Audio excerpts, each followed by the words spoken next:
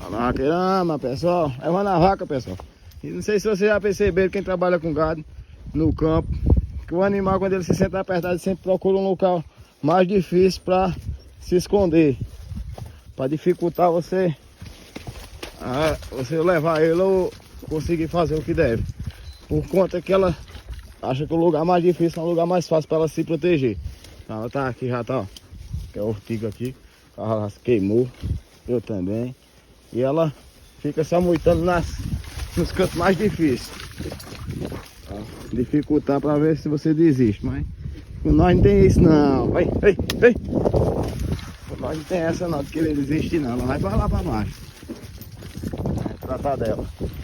Aí, vamos tratar para que ela depois venha pro rebanho de sal.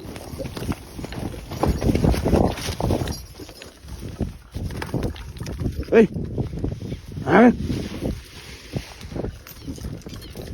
Ei!